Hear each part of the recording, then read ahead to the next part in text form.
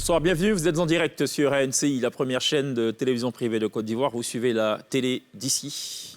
Longue série avec plusieurs épisodes. Ça fait 4 ans que ça dure. C'est toujours aussi passionnant et c'est toujours aussi valorisant de votre part d'être aussi loyaux à votre programme tous les soirs en Access Prime Time.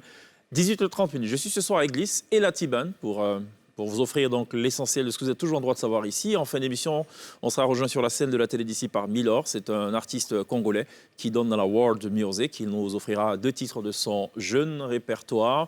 Il chante plutôt bien. C'est ce qui lui vaut d'ailleurs d'être invité ce soir sur la scène de la télé d'ici. Avant cela, on aura en plateau Jean-Claude Koulibaly. C'est le président de l'Union nationale des journalistes de Côte d'Ivoire. Pourquoi on le reçoit? Eh bien parce que la Côte d'Ivoire a reculé de 17 places dans le classement de Reporters sans frontières sur les questions de liberté de la presse. Qu'est-ce qui n'a pas marché? Pourquoi on en est là? Quels sont les leviers sur lesquels il faudra agir pour justement améliorer la performance de la Côte d'Ivoire en termes de liberté d'expression des journalistes? On va en parler avec beaucoup de patience certainement dans cette émission avec Jean-Claude Koulibaly. On va aussi revenir sur 2 actualités importantes à nos yeux. Premièrement, c'est la décision de construire des centres de services civiques en Côte d'Ivoire. Pourquoi un tel intérêt? On va revenir sur l'annonce du ministre de la Promotion de la Jeunesse qui était devant les sénateurs pour exposer justement le nouveau projet de loi, qui est en fait une amélioration du projet de loi qui existait auparavant et qui, je ne dirais pas qui impose, mais bon, c'est tout comme, qui exhorte, on va dire, les jeunes donc à s'adonner au service civique. Qu'est-ce que le service civique? En d'autres termes, c'est là où on apprend les valeurs républicaines, ou là où on apprend ce qu'il est important pour un pays de faire, ce qu'il est important pour tout citoyen de faire et de suivre, pour le beau devenir du pays. On va en parler dans le détail, c'est l'un des sujets de l'actu d'ici. L'autre sujet, ça concerne la décision de la grève de la FESI, la Fédération estudiantine scolaire de Côte d'Ivoire, qui depuis mardi, donc depuis hier, est en grève.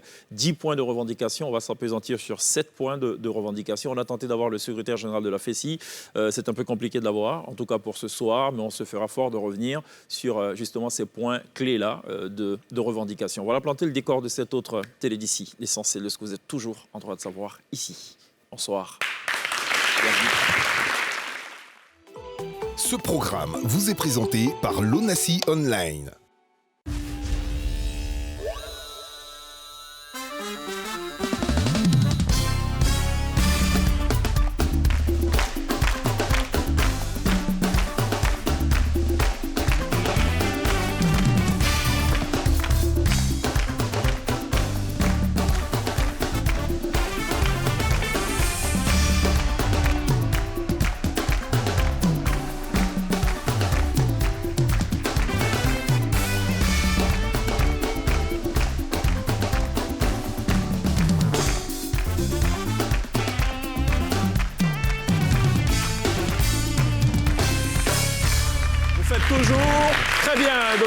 En direct dans la télé d'ici sur NCI, dans la télé d'ici, pour aborder des sujets qui vous intéressent. Ce soir, on l'a dit, on va encore le redire, la répétition étant pédagogique. On va parler du service civique, et justement, dans le service civique, la pédagogie est enseignée dans tous les secteurs clés de la société ivoirienne. À l'époque, on parlait plutôt de SCM. Ah oui, à partir de 14 ans. Service civique. Service civique. C'est très physique. C'est physique? Non, civique, oui, il y a une part de physique. D'accord. Il ne faut pas se le cacher, mais ce n'est pas pour autant le service militaire. D'accord. Quoique, le certificat qui va attester qu'on a observé tous les modules et tout de formation en service civique peut se substituer aussi au certificat de service militaire. On va y revenir dans quelques instants. Tu comprendras. Tu vas bien, sinon? Je vais bien, Chèque, et toi? Je vais bien. Ok. Je vais bien.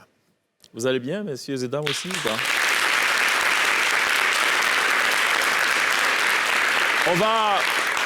Il faut préparer un micro, on ne sait jamais. Peut-être qu'on va demander à certains de nos spectateurs ce soir, est-ce qu'ils vont bien et tout? Parce que je sais qu'il y a une jeune téléspectatrice aussi qui est avec nous. Elle nous dira à quel âge elle a. Et j'ai ouï dire qu'elle vient de loin, de très loin. Elle est passée nous regarder à la télé d'ici. Et je sais de qui tu parles. Tout à l'heure, je sors des vestiaires, je vois une petite lumière, un petit soleil qui fait et tout. Ah bon? Elle est c'était quoi son prénom là? Le A ou? Non. Ah, c'était les gens, elle était trop contente de me voir. Ok. Mais sinon, j'ai son prénom. Il m'en faut expliquer longtemps aussi parfois. Je crois que c'était ça son prénom. Mais il faut qu'on t'explique longtemps. Non, parce que quand on se voit, on dit généralement, moi c'est Glisse par exemple. Je croyais qu'elle c'était, moi c'est Non, elle m'a dit son nom juste après le et c'est quoi son nom, elle t'a dit? Tu as oublié. Grâce, ouais. Grâce, Et sa mère ou son père, elle est avec sa mère ou son père? Sa maman s'est contentée de faire des photos. Mais bon. Elle... D'accord. Elle n'a pas dit ça. Elle fait que des photos. D'accord. Elle était Ça photographe va, aussi, Cheikh? on lui demandera. Non, je sais pas, Hein? mais bon. Hmm. En tout cas, elle était très contente. C'est vrai? Mm. Bon, on va le vérifier tout à l'heure. Pas besoin de vérifier ce qui arrive. Hier, on avait en plateau Alain Gies, de la formation Les Gies de l'époque, qui n'est plus avec son compère. Son compère est passé pasteur. Ici. Il est dépositaire de ce genre musical qui nous vient de chez les Dida. Ne demande pas, Cheikh. Ok. Bon, allez, la parole chantée, hein, Voilà. c'est que chez les Dida qu'on retrouve cette façon de chanter là. Et hier, on l'a reçu. Ça amorce aussi une sorte de carrière solo, en définitive. Il est était là pour après. s'installer définitivement à Absolument. Abidjan. Voilà, il s'est installé du fait de la crise, Mm. on va dire des nombreuses crises que la Côte d'Ivoire a vécues en 2013 en France, à son corps défendant, c'est ce qu'il a dit. Il n'aime pas particulièrement la France, mais bon, il n'avait pas le choix. Il est de retour, il nous a fait hier montre de ce qu'il sait faire, chanter, faire vibrer, toucher les émotions avec une voix. Et il a dit, la musique n'est pas une partie de lui. La musique, c'est lui. La musique, c'est lui, L'art, c'est lui. c'est son âme. Et la première chanson était dédiée à Lauré des Sakolo, Sakolo, qui est pour eux un inspirateur, C'est cela. un modèle. La première chanson m'a donné tellement de frissons. c'est vrai? Non, c'était Tu particulier. en as gardé encore des frissons? Oui. Enfin, si tu rejoues, là, ça me fait une double dose. Ben écoutez, allez, on va revivifier encore les frissons de Gliss ce Merci, soir. c'est gentil. Un Gliss qui visiblement est abonné aux frissons, semble-t-il. Hein. Si. Gliss qui ne sait pas cacher ses frissons. Non. Ça se lit sur son visage. Bon, allez, c'est le sujet de la prolongation, regarde ça. Alain Gies. La confasa gbemi tralime Soka sa onengre yirime nyoja Afakadrio Le Seigneur permet qu'il nous arrive malheur pour qu'il puisse grandir son nom. Faisons très attention. Il y avait dans un pays un homme qui s'appelait Job. Oh, la Kawatio. Cet homme était intègre. Il était droit et il craignait Dieu. Mais Dieu permit qu'il soit pauvre, qu'il soit même très pauvre. Il perdit tous ses enfants.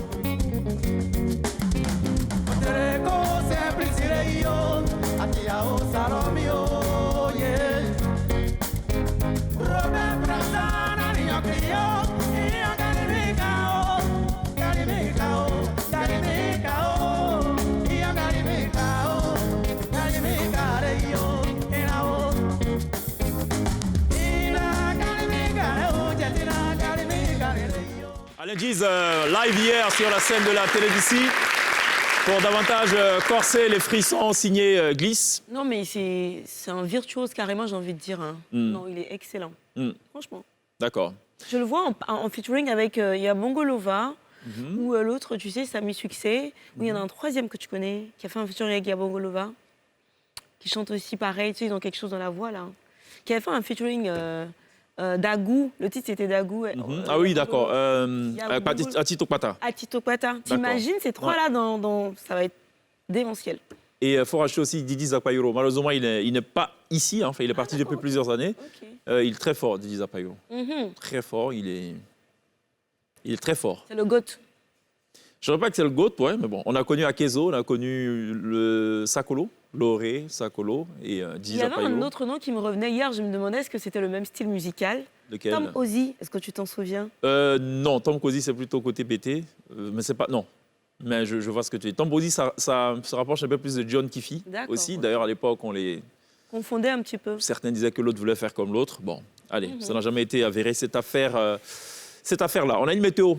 Quand Oui. Gliss est là, il y a météo. Quand Je sais elle n'est qu'on a pas une là, météo. Tu as d'accord. commandé la météo. Mais est-ce que ça spécialement. t'intéresse quand même qu'on revienne, qu'on réécoute pour ceux qui n'ont pas suivi l'émission d'hier? Peut-être qu'on va revenir sur... On va d'abord écouter Akezo, Papagnon. C'est toujours intéressant de revenir. Oui. C'est un titre Les deux- triste. Les deux, ouais. Hein? Triste, titre.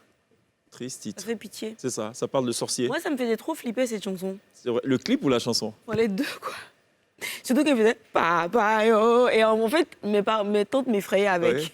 Ah, bon allez, on va rajouter encore une couche au frisson de glisse. Hein. Réécoutons Papagnon à Kézo, feu à Kézo. Papa yo.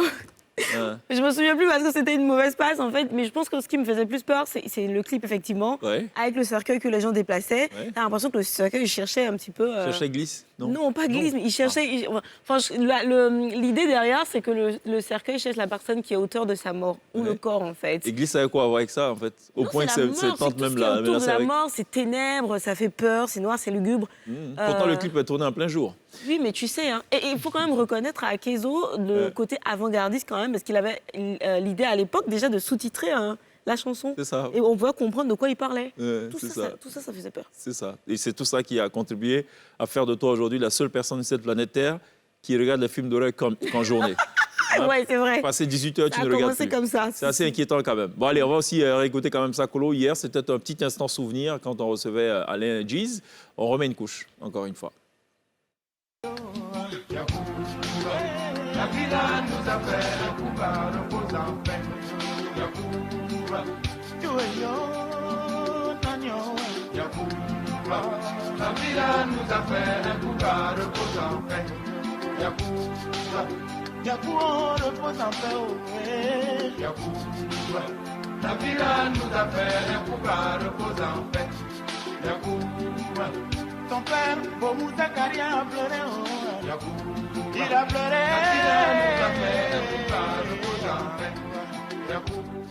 À écouter Akezo, à écouter Sakolo, on dirait que ce genre musical-là ne donne que dans la tristesse, que dans l'amertume, que dans la compassion. Et Alain Giz de nous reprendre hier et de dire effectivement que dans sa région à lui, je ne dirais pas qu'il voue un culte aux funérailles, mais c'est tout comme. C'est à croire que le taux de... qu'on décédait un peu trop là-bas et tout, il nous a dit non, en fait, c'est pas ça, mais c'est tout un culte, c'est très cultuel chez eux que de traiter les questions de mort. Heureusement que dans cette morosité ambiante, il y a quand même quelqu'un qui est sorti du lot pour nous offrir quelque chose d'un peu plus frais. C'est justement Didi Zakpayoro dont on parlait, qui assure d'ailleurs le refrain sur ce titre Sauvons l'avenir, signé Kajim et Fantôme.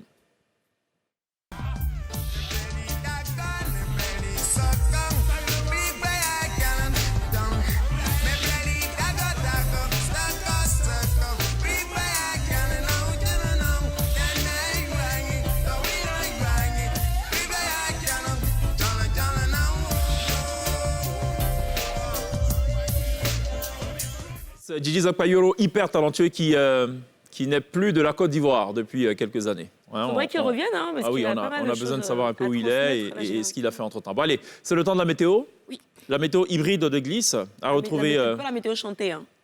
Ouais, La météo parlée, ça dépend. Souvent, tu nous as servi du rap aussi. quelquefois, ouais. Il est arrivé des fois où tu nous as servi du rap, du Almighty et tout le reste. Allez, la météo.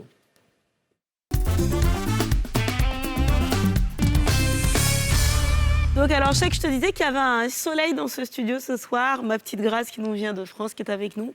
Mais dans la météo, il y a aussi 3 étoiles dont on va parler en décryptant. La toute première nous vient du Sénégal, c'est Pape Diouf, il a 27 ans et il est devenu le premier créateur de planches à surf du Sénégal. Alors, il faudra me reconnaître que Dakar, ou sinon le Sénégal, est l'une des premières destinations des plus grands surfeurs de l'Afrique de l'Ouest et aussi des surfeurs qui viennent un petit peu du monde entier. Le problème, c'est qu'à Dakar, c'est difficile de trouver des planches à surf locales. Donc, en fait, on est obligé de les importer ou sinon d'acheter des planches à surf d'occasion. Pape Diouf, 27 ans, est professeur de surf et justement, il s'est dit qu'il fallait quand même faire quelque chose. Il a donc décidé, à partir de matériaux recyclés et matériaux locaux, de créer justement de nouvelles planches à surf et ça s'arrache comme des petits pains. Il fait un carton. Pour parler surf, il fait des vagues tout simplement. Et on souhaiterait lui dire félicitations. Ces planches, en plus, elles sont faites de façon très très customisée. Donc vous n'en trouverez nulle part ailleurs. Bravo. Notre deuxième étoile nous vient du Nigeria, c'est Tiwa Savage, qui le 15 avril dernier a échappé de justesse à un kidnapping orchestré vraisemblablement par son nouveau chauffeur. Elle a posté par la suite qu'il y avait une brèche dans son système de sécurité. Heureusement, tout est vite entré dans l'ordre. Des enquêtes sont diligentées pour trouver les vrais commanditaires de ce kidnapping. C'était à Lagos notamment. Et en parlant de Tiwa Savage, on va terminer sur une bonne note. Il se pourrait qu'elle fasse partie des chanteurs qui vont divertir le peuple et les invités au cours de l'intronisation du roi Charles III le samedi 6 mai prochain. À l'abbaye Westminster, il sera intronisé aux côtés de la reine Camilla. Le lendemain, il y a ce qu'on va appeler le Big Lunch qui sera donc organisé pour les invités, ainsi de suite. Elle est la seule artiste, elle serait la seule artiste africaine invitée à prendre part justement à ce grand concert aux côtés d'autres big stars mondiales, internationales. Donc félicitations Tiwa Savage. Et puis pour ce qui va venir maintenant, je sais que tu aimes particulièrement le basket, donc ça va te faire plaisir, c'est Joel Embiid.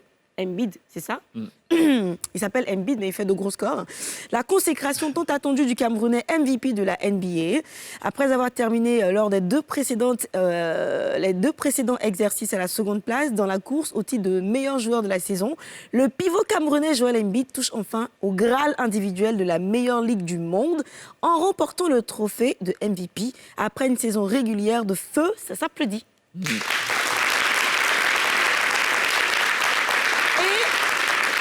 Alors, il entre dans l'histoire parce que, voilà, le pivot des Sixers de Philadelphie confirme et succède au Serbe Nikola Jokic. Il devient ainsi seulement le second joueur africain à recevoir cette distinction après le Nigérian Hakim Olajuwon. En 1994. Ça remonte à très très longtemps, donc c'est vraiment exceptionnel. Bravo, je sais que tu en sais un petit peu plus sur lui. Tu le suis? Oui, ça va. Très bon joueur, oui. Camerounais. Ça va faire plaisir à Bateau et Démé, notre ingénieur son. Ah oui, c'est vrai. Ouais. Si. Ouais. Et puis pour les températures... Et aussi à Bertin Kendem, j'imagine. Même si lui, il est plutôt football.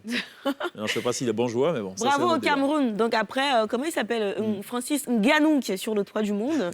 Vous avez maintenant... on a maintenant Joel Embiid, qui fait des scores hallucinants. Et puis bon, il fera 32 degrés à Abidjan, San Pedro, 33 degrés à Mans et Gagnoa, 34 à Boaké et Yamoussoukro, et 38 degrés à Odiéné. Donc il va faire un peu chaud ce soir, sinon un peu frais, sur le nord de la Côte d'Ivoire avec de gros passages nuageux. Demain, il fera également frais en début de matinée sur la bande centrale. Et dans l'après-midi, le temps sera ensoleillé sur la majeure partie du territoire ivoirien. Donc voilà. Merci beaucoup, Gliss, pour cette météo à retrouver tous les soirs dans la télé d'ici sur NCI.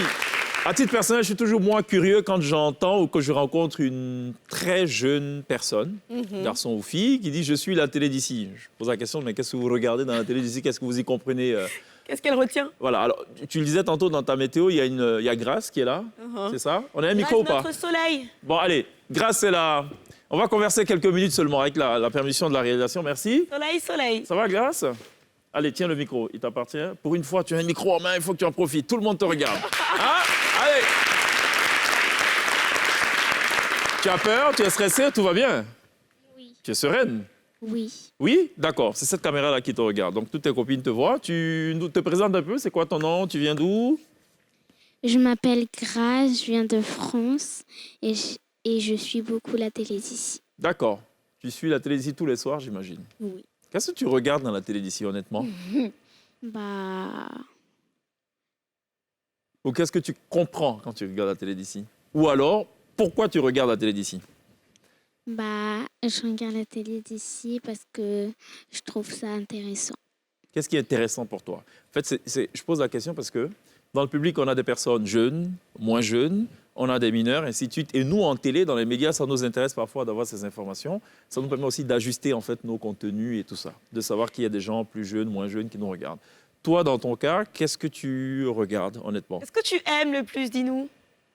Moi, ce que j'aime le plus, c'est quand c'est le vendredi. Quand c'est? Le vendredi. Ah, quand c'est le vendredi. Donc, la télé d'ici part du week-end. Tu as quel âge?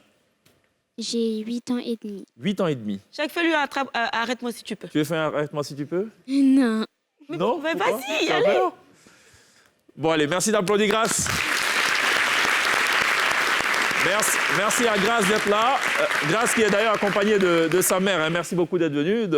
Merci d'avoir fait cette petite halte à la télé d'ici. On va marquer une pause. Dans quelques instants, on sera rejoint par Jean-Claude Koulibaly. Avant cela, on va parler de ce qui constitue l'actualité. Ce qu'on a retenu, nous, ici, c'est ce passage du ministre de la Promotion de la Jeunesse devant les sénateurs pour faire adopter, ça s'est fait d'ailleurs à l'unanimité, le principe donc de l'établissement de services civiques. On va revenir dans le détail sur cette information-là. On va aussi parler de la grève annoncée par la FESI, grève qui est d'ailleurs effective depuis ce mardi.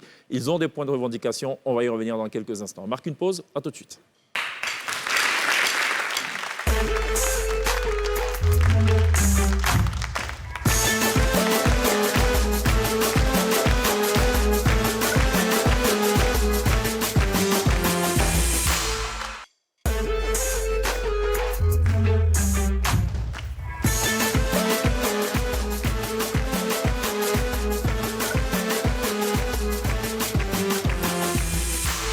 sommes de retour sur le plateau de la télé d'ici pour le deuxième tableau de cette émission dédiée aussi à la liberté de la presse. On va en parler dans quelques instants. On a été rejoint par Jean-Claude Koulibaly, président de l'Union nationale des journalistes de Côte d'Ivoire, avec qui on va dans quelques instants donc évoquer la place déjà de la Côte d'Ivoire dans le dernier classement en date, qui couvre donc la période de 2023. C'est bien cela.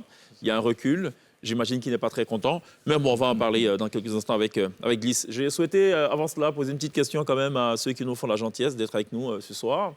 Je vais tourner un peu. Je vais tester ceux qui savent des choses. J'ai juste une petite question. Vous savez ce que c'est que le service civique? Qui peut me répondre? Même si vous n'avez pas la réponse, c'est aussi une réponse, en vérité. Non, vous en faites pas, vous en faites pas. Quand on dit service civique, vous pensez à quoi, vous? Ouais. Je pense à la sécurité, peut-être. À la sécurité. Service civique? Je pense à un service qui est pour la population, ou pour le citoyen. C'est-à-dire? Ou c'est tout de suite à quoi vous pensez? Un service pour la population? Oui. D'accord. Service de droit. Service de droit, ok. Madame? Ça, c'est aussi, c'est le service civique, hein, quand on fait un visage comme ça. D'accord. Qui veut proposer quelque chose? Allez-y, ne soyez pas timide. Non, c'est qui parle de droits de l'homme. Qui parle de droits de l'homme. Qui parle de? Droit de l'homme. Grâce, tu as une réponse ou pas?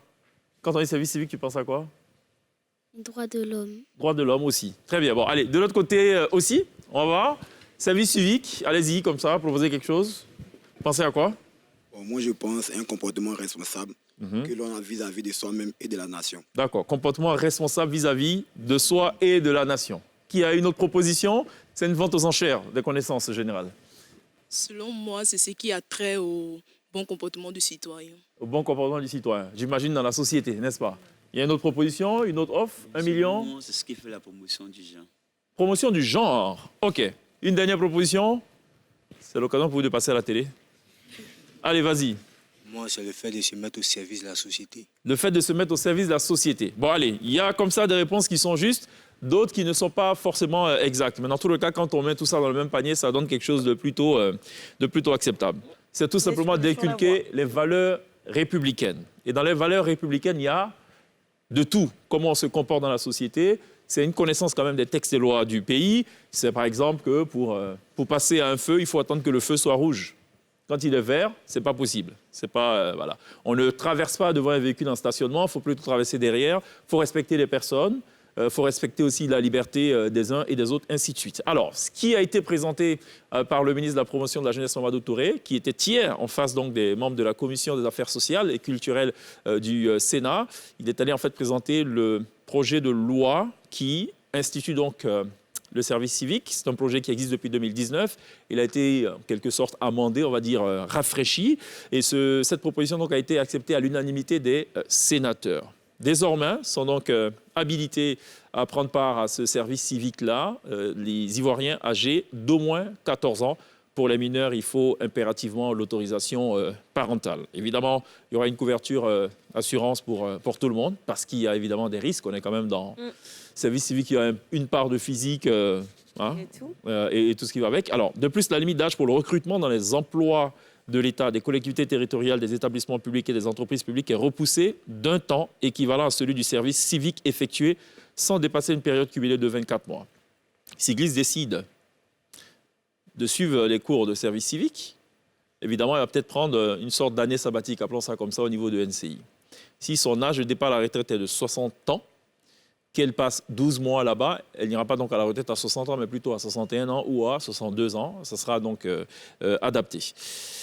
Les bénéficiaires recevront une attestation de service civique qui pourrait être substituée au certificat de position militaire requis pour les concours d'accès à la fonction publique. C'est ce qu'on disait, ce n'est pas le service militaire, mais c'est tout comme. Bon, on ne va pas vous rouler dans la boue pour autant. En fait, si tu as le service civique, que tu passes ton concours d'entrée à la fonction publique, ça pourrait être, oui, bien sûr, ça.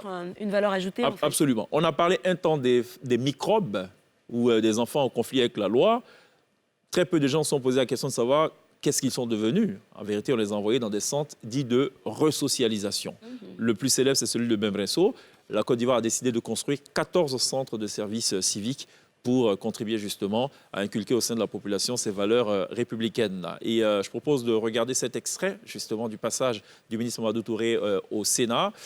Ça rentre aussi dans le concept d'année de la jeunesse promu par le chef de l'État. On regarde cet extrait.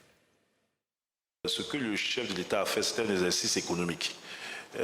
Vous avez pour l'année de la jeunesse 361 milliards de francs CFA mobilisés, 99 milliards dans les infrastructures dédiées aux jeunes, donc tous les centres de services civiques qui seront construits, 35 établissements de formation professionnelle qui seront soit construits ou réhabilités, les Agora au nom du ministère des Sports, donc qui sont des centres pour faire donc du sport, de la culture, l'entrepreneuriat, donc 10 Agora qui seront construits, donc 99 milliards de francs CFA, et 261 milliards de francs CFA pour les financements de projets de 150 000 jeunes sur l'ensemble du territoire national, donner des bourses d'études à 110 000 jeunes sur l'ensemble du territoire national, l'appui apporté au programme de stage, d'apprentissage, c'est tout ça qui fait 361 milliards.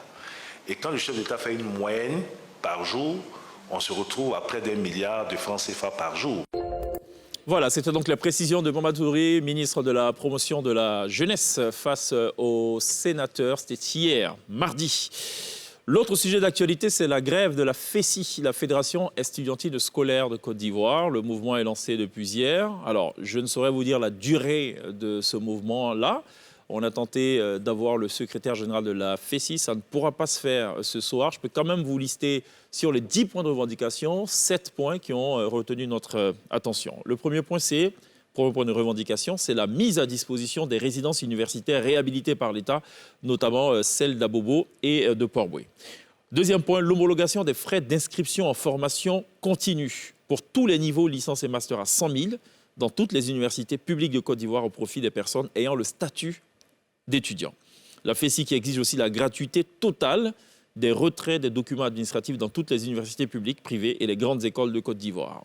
Quatrième point de revendication, la délivrance du DUC 2 et de la maîtrise pour toutes les universités publiques du pays jusqu'à la mise en place effective des masters 1 et 2 professionnels comme exigé par le système LMD avec pour unique frais le droit d'inscription légal de 60 000 francs CFA. Cinquième point, l'arrêt immédiat du nouveau processus de logement en cours, actuellement au CRU, Abidjan 1 de l'Université Félix Houphouët-Boigny. Sixième et avant-dernier point de notre liste, en tout cas, la restitution des 2 000 indûment perçus comme frais de dossier aux étudiants. Enfin, la signature et la délivrance des documents administratifs dans un délai d'1 semaine au plus tard dans toutes les universités et les grandes écoles de Côte d'Ivoire. Bon, on n'a pas Alain Sinclair, secrétaire général de la FESI, pour commenter et nous apporter plus de précisions sur cela et encore en savoir un peu plus sur les négociations, si négociations il y a eu entre-temps. On va quand même revenir sur le reportage de NC News diffusé hier à l'annonce de ce mouvement de grève. Université Félix Houphouët-Boigny d'Abidjan-Cocody. Amphi et autres salles de travaux dirigées, fermées. Dehors, des étudiants devisent. Dans la cour, d'autres déambulent. S'attendant à une réouverture des salles de cours, cet état des lieux est le fait de ses autres camarades de la FESI, Fédération estudiantine et scolaire de Côte d'Ivoire.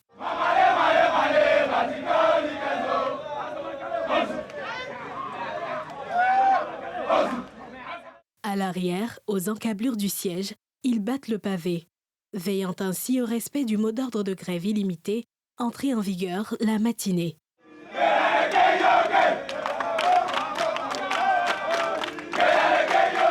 Le secrétaire général est lui-même de la partie, occasion pour lui de décliner les revendications de sa structure.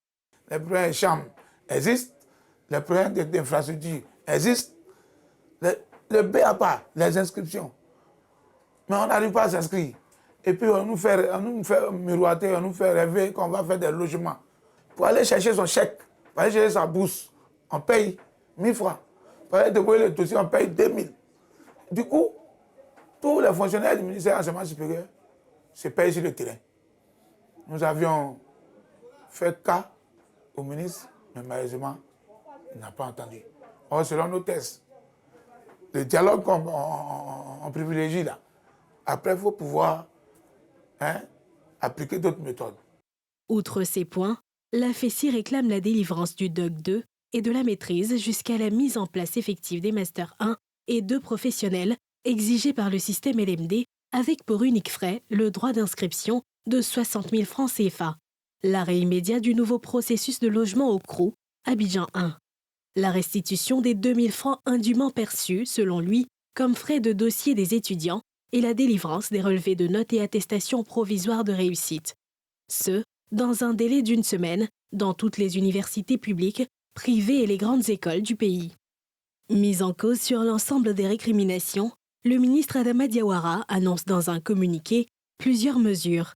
Il s'agit notamment de l'ouverture d'un nouveau processus de logement en résidence universitaire par le CROU Abidjan 1, du report de la date limite des inscriptions au 15 mai prochain en raison du dysfonctionnement du nouveau système d'inscription, de la poursuite de la délivrance des diplômes jusqu'à l'adoption de la réforme LMD et de la distribution de 40 000 cartes des étudiants des universités et grandes écoles privées le vendredi 5 mai prochain.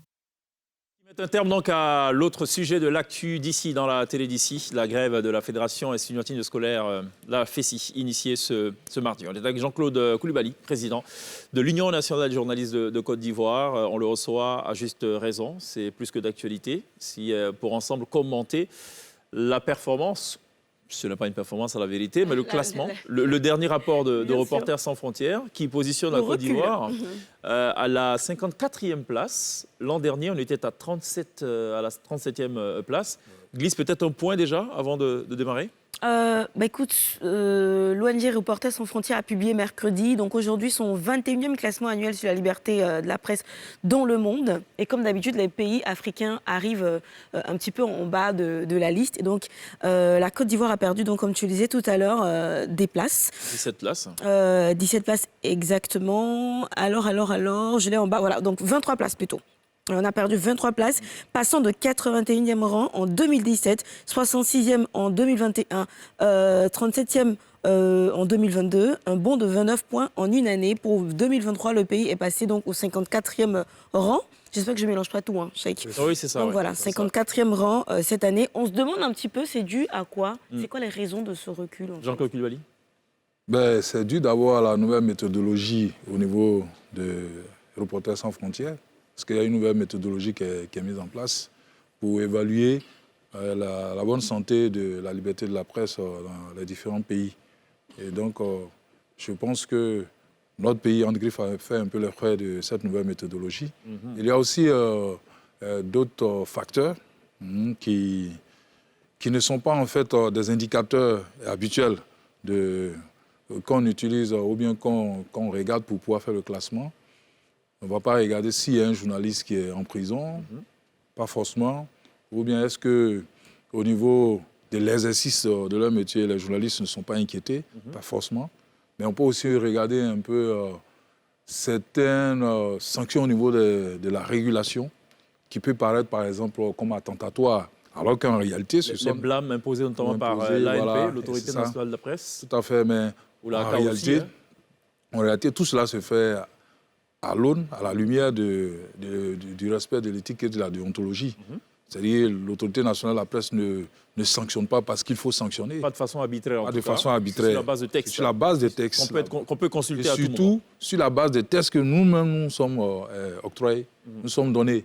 C'est-à-dire que le code d'éthique et de la déontologie, ça peut paraître aux yeux, au regard extérieur, comme des entraves à la liberté de la presse, alors qu'il n'en est pas. Mais toujours est-il que dans la nouvelle méthodologie, en tout cas arrêtée par le Reporters sans frontières, on prend cela en compte. Voilà. Alors, on va justement passer au peigne fin dans quelques instants, juste après cette pause publicitaire, passer au peigne fin, la liberté de la presse en Côte d'Ivoire. Est-ce qu'on est mal logé en somme? Est-ce qu'il y a quand même des progrès qui sont visibles, palpables? On va en parler dans quelques instants. Jean-Claude Coulibaly, je sais qu'il brûle l'impatience de réagir. Et quand on parle justement de liberté de la presse mise à mal, qui est-ce qu'il faut indexer? Est-ce qu'il faut simplement ou seulement indexer les autorités? Ou est-ce que le journaliste lui-même n'est pas aussi à incriminer? C'est important parce que le ministre a parlé de la responsabilisation des journalistes cette année. Absolument. Dans le traitement de l'information. On va en parler. À tout de suite.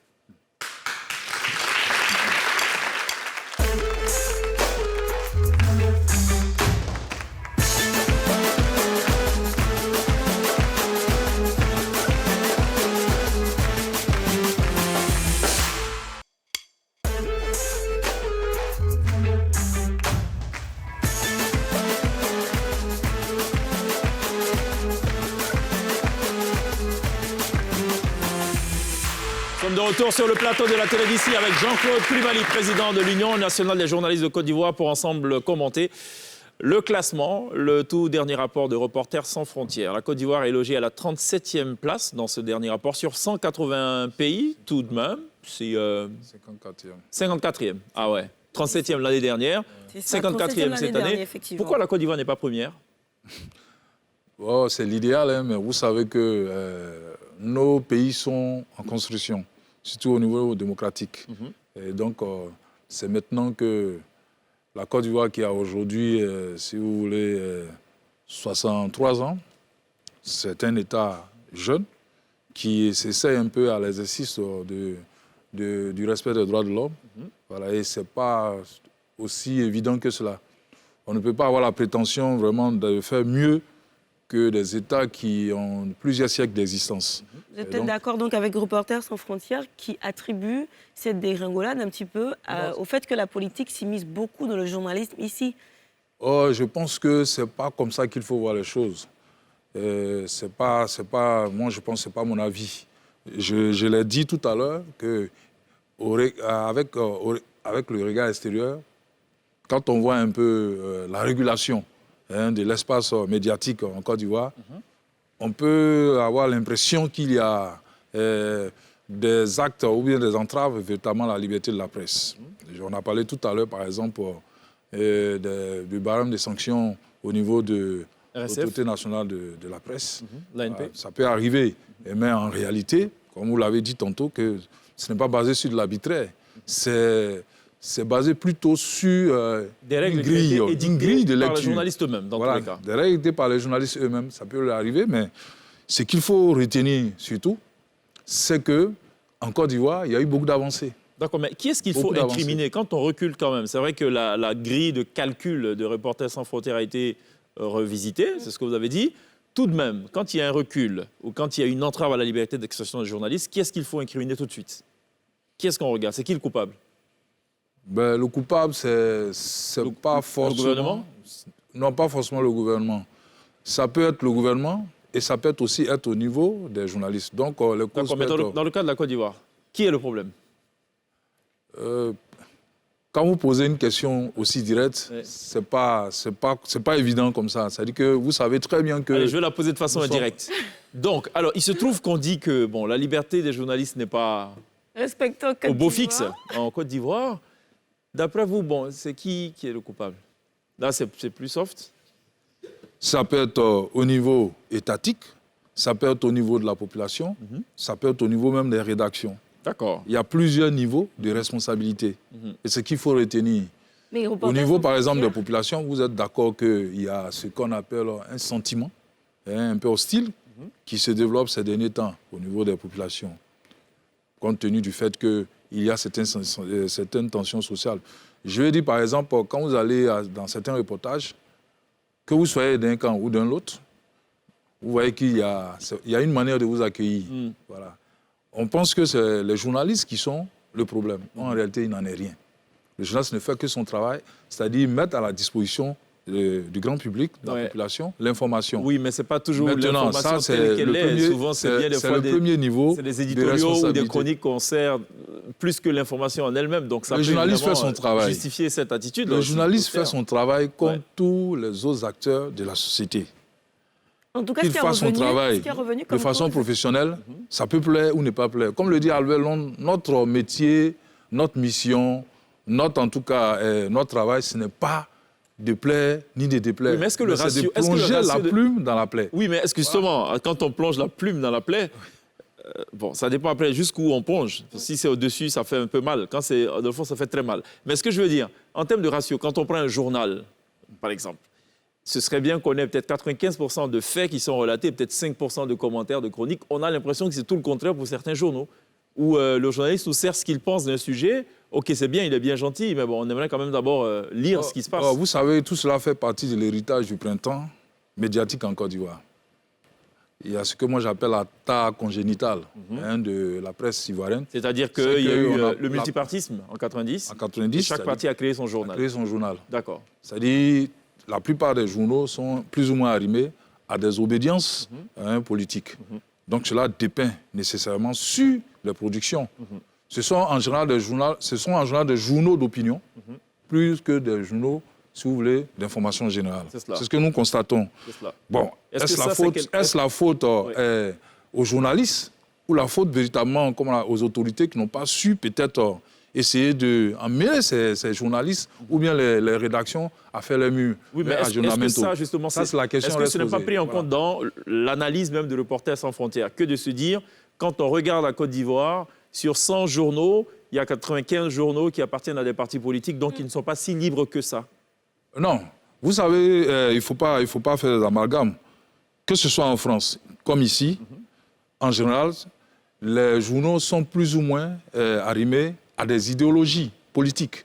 En France, vous allez voir que la Libération est arrimée un peu au Parti socialiste. Oui, mais ce n'est pas tous les journaux, justement. Sur 100 journaux, il y a peut-être mais en Côte d'Ivoire, ce n'est pas tous les journaux aussi qui sont arrimés au Parti politique. RSF parle, en fait, en Côte d'Ivoire, ici, à la limite, rien qu'à voir la couleur du journal, on sait tout de suite à quelle formation politique ce journal est arrivé. Ce qui est important, c'est à croire que tous les journaux sont colorés. Ce qui est important et qu'il faut souligner, ce n'est pas forcément la coloration, c'est de chercher à savoir est-ce que les articles ou les productions se font dans les règles de l'art, c'est-à-dire en respectant le code d'éthique et de la déontologie. C'est ce qui est important. D'accord. Dès que cela est fait, je pense que le reste, comme on le dit chez nous, les faits sont sacrés, mais les commentaires sont libres. Sont libres. Voilà. Est-ce qu'un journaliste qui est confronté à un paupérisme terrifiant, j'emprunte un peu le concept de Kizerbo, c'est-à-dire un journalisme qui broie du noir, qui n'est pas payé comme il devrait être payé, qui vit dans un psychobois, et là je reprends un constat de votre prédécesseur, Moussa Traoré, à la tête de l'UNJCI, est-ce qu'un tel journaliste y est honnêtement libre d'exercer son travail? Est-ce qu'il n'est pas sous une forme de pression qui fait qu'il cède à toute forme de compromission et tout ce qui va avec? Justement, notre message pour cette 30e journée mondiale de la liberté de la presse était centré en tout cas sur l'autonomie financière des journalistes. La responsabilité part de là. La responsabilité, comme je le dis, part de là. On ne peut pas demander à son fils qui dort dans son salon d'être responsable, puisqu'il n'a pas véritablement ce qu'on appelle le pouvoir. Il n'a pas les moyens de cette responsabilité. C'est un peu... j'utilise cette image pour expliquer un peu ce que vit, en tout cas les journalistes en Côte d'Ivoire. Nous estimons que si nous voulons avoir des productions de qualité, si nous voulons voir des journalistes plus responsables, il est important pour les décideurs de se pencher un peu sur la situation sociale des journalistes. Mais après, personne n'a forcé les journalistes à faire le journalisme, en fait. On ne peut pas choisir un métier et parce qu'on n'a pas de soutien de l'État, décider qu'en fait, il faut qu'on freine les lois, en fait, qui régissent cette... Non, ce n'est pas ce que j'ai dit. Je ne dédouane pas. J'ai dit c'est un facteur. Parce que si on dit par exemple... C'est un facteur de ce que nous constatons. C'est un facteur... Ailleurs, ce que vous devez savoir, il y a eu des efforts à ce niveau. Chercher véritablement à aider la presse. Oui, mais chaque année, justement, il y a une subvention de la part de l'État. La subvention... 800 millions, c'est tombé un temps à 200 millions, c'est remonté à 800 millions. Oui, mais c'est-à-dire que lorsque quelqu'un est dans un état comateux, on ne lui donne pas un cachet de Nivaquine. Voilà un peu il faut un traitement. Il faut un traitement. D'accord, en bonne et due forme. En bonne et due forme. OK. Voilà. Mais qu'est-ce que vous entendez par état comateux? Les entreprises de presse vivotent aujourd'hui. C'est difficile, ou comme tout le monde le sait, dans une situation, vous-même au niveau de NCI, c'est que vous ressentez cela. C'est pas facile. Ça va. Oh non, ne faites pas la fine bouche. Non. Glisse. C'est dû partout. Tout le monde, c'est dû partout. Ouais. Non, cette conjoncture est mondiale, en fait. Elle est mondiale. Elle n'est pas seulement spécifique à la Côte d'Ivoire, mais ailleurs, on a pris le devant, on a anticipé sur certaines choses. On a anticipé sur les accompagnements. On a mis en place des mécanismes pour permettre aux entreprises de presse de ne pas trop ressentir, en tout cas, ces soubresauts. Mais ici, c'est ce que nous demandons à l'État. D'accord. Voilà, jeter un regard un peu sur la santé économique de nos différentes entreprises de presse, et notamment des journalistes. Vous n'avez pas suivi aussi la digitalisation? Quand on regarde un petit peu les Oui, journaux... au départ, on pensait que c'était la panacée, mais après, on se rend compte qu'avec l'expansion du numérique et surtout l'expansion des réseaux sociaux, c'est difficile. Voilà. D'ailleurs, le RSF l'a mentionné aussi dans les causes qui font qu'on a régressé un petit peu aujourd'hui. Vous avez du mal à faire la guerre aux fake news, l'intelligence artificielle qui arrive. Là, vous m'amenez dit, vous me mettez à l'aise parce que c'est le discours que je tiens depuis que je suis à la tête de l'UNJCI. On a constaté que les journalistes ont vraiment laissé le champ libre aux ceux qu'on appelle les influenceurs. On ne sait pas qui ils influencent, alors qu'ils devaient vraiment s'approprier l'outil numérique. Les vidéos que nous voyons, les posts que nous voyons, en principe, ce sont les journalistes qui devaient le faire. Parce que c'est eux qui sont mieux outillés pour pouvoir le faire. Mais qu'est-ce qui se passe? On se rend compte qu'on laisse le champ libre à tout, vraiment, excusez-moi du terme, à tout influenceur ou influenceuse qui en réalité ne sait rien et ne connaît rien vraiment de notre métier. Mais donc justement, l'ajustement de la loi qui dit que désormais les réseaux sociaux, les plateformes des réseaux sociaux ne sont pas des no man's land, ça vous rassure un peu, quelque part? Oui, absolument. On est en train d'aller vers une sorte de normalisation finalement de cet espace Tout à fait. digital. Et nous sommes heureux vraiment pour les dernières réformes, et surtout au plan juridique qui se fait en ce moment, parce que ça nous permettra vraiment de juguler un peu cette menace-là du numérique qui en réalité devient maintenant ce qu'on appelle pas un défi mais une défiance pour notre corporation. Un petit commentaire quand même sur le thème retenu cette année, pour cette célébration-là, façonner un avenir de droit à la liberté d'expression comme moteur de tous les autres droits de l'homme. Je voudrais quand même le commentaire de Jean-Claude Coulibaly sur ce thème. Oui, parce que la liberté d'expression qui a pour pendant la liberté de la presse est le socle, est le pilier de toute société démocratique. S'il n'y a pas de liberté d'expression, s'il n'y a pas de liberté de presse, les autres libertés sont bâillonnées. Que ce soit la liberté d'information, que ce soit la liberté de l'éducation, que ce soit le droit à l'éducation, le droit à l'information, le droit, si vous voulez, le droit à l'accessibilité de l'information, le droit d'intérêt public, bref, si vous voulez, tous les droits, que ce soit les droits collectifs comme les droits individuels, en tout cas, s'il n'y a pas de liberté d'expression, si personne ne peut être libre pour dire ce qu'il pense ou pour porter, en tout cas, sa manière de voir, s'il n'a pas cette liberté, alors, pour les autres droits, ça n'existe plus. De quelques domaines qu'il s'agisse. De quelques domaines qu'il s'agisse. C'est pourquoi nous disons que la liberté d'expression est le moteur de toutes les libertés, le moteur de tous les droits dans un État démocratique comme un État de droit. Donc on ne peut pas parler de démocratie s'il n'y a pas de liberté de la presse. S'il n'y a pas de liberté de la presse. Jean-Claude Coulibaly, merci beaucoup d'être passé. Parler de liberté de la presse. Vous restez avec nous. Il y a un peu de musique quand même pour saupoudrer tout ceci de bonne ambiance quand même. On ne va pas se réjouir du 54e rang. On va espérer que les choses s'améliorent en tout cas pour les années à venir. Il y a dur, chaque, tu sais, la Corée du Nord est toujours en bas. Tu me diras. On marque une pause. On se retrouve dans quelques instants. Milor, l'artiste invité de la télé d'ici, sera live sur la scène de la télé d'ici, naturellement. A tout de suite.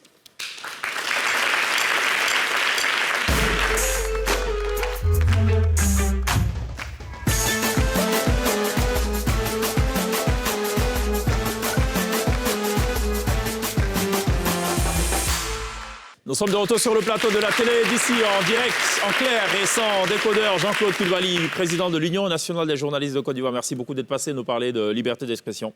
Et puis, on veut espérer et croire que les années à venir seront beaucoup plus radieuses pour la presse. Nous l'espérons tous. D'accord. Glisse. On se dit... À demain. À demain. Oui, à demain. Demain. On n'oubliera pas évidemment de remercier ce chaleureux public qui nous aura accompagnés tout au long de cette émission.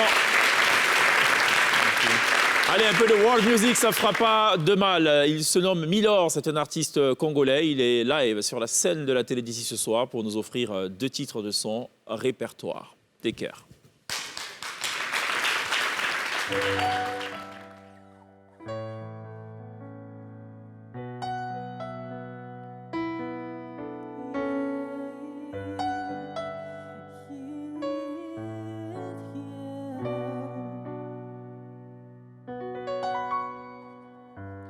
Ta vie n'est pas un long fleuve tranquille.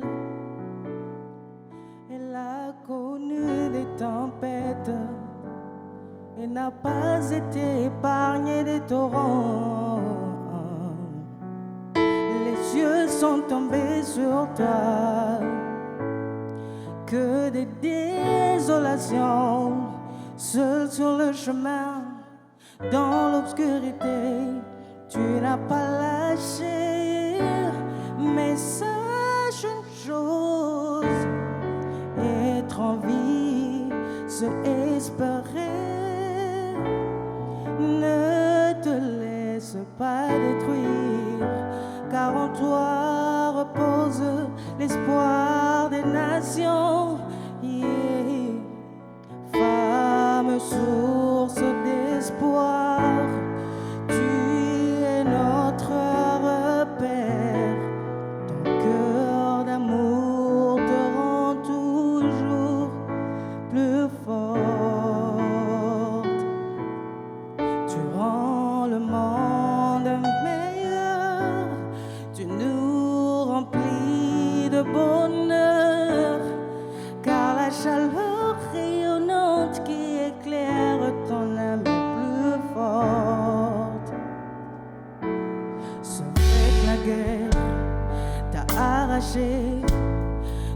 ce dont tu t'es tant battu pour obtenir.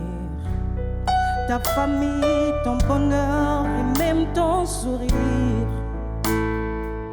C'est vrai que ta vie n'a pas du tout été une ligne tranquille. Et t'as sûrement connu des dures tempêtes indescriptibles. Regarde devant et saisis-toi, repeins ton cœur en or. Chaque jour qui se lève est une nouvelle étape pour espérer. Ou s'il y était là. Moi, l'amour qui collé là les sous-sautés, femme source d'espoir. Tu es notre repère. Ton cœur d'amour te rend toujours plus fort. Tu rends le monde meilleur. Tu nous remplis de bonheur. Car la chaleur rayonnante qui éclaire ton âme plus forte, plus forte.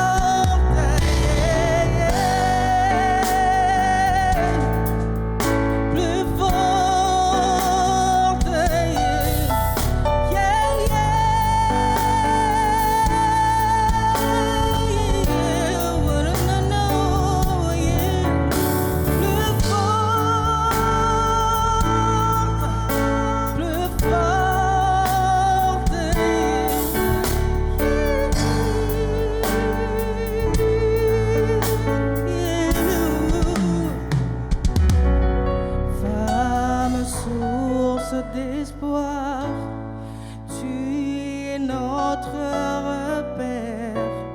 Ton cœur d'amour te rend toujours plus fort. Merci.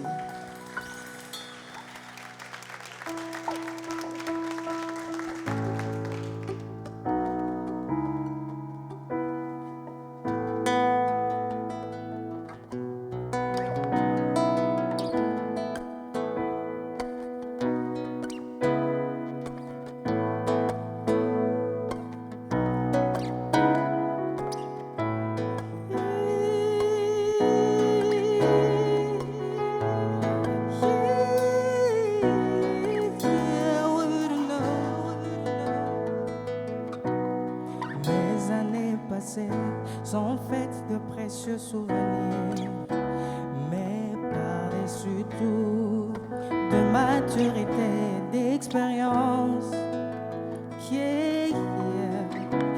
Quelles que soient nos forces intérieures, nous traversons tous des moments impasses où nos certitudes nous paraissent moins certaines. Le Sauveur est là, il connaît nos peines, nos prières sincères lui parviennent. Il est le prince de paix, celui qui veille sur nous. Every day I will sing your glory. Every day I will praise your name. Every day I will sing your glory. Every day.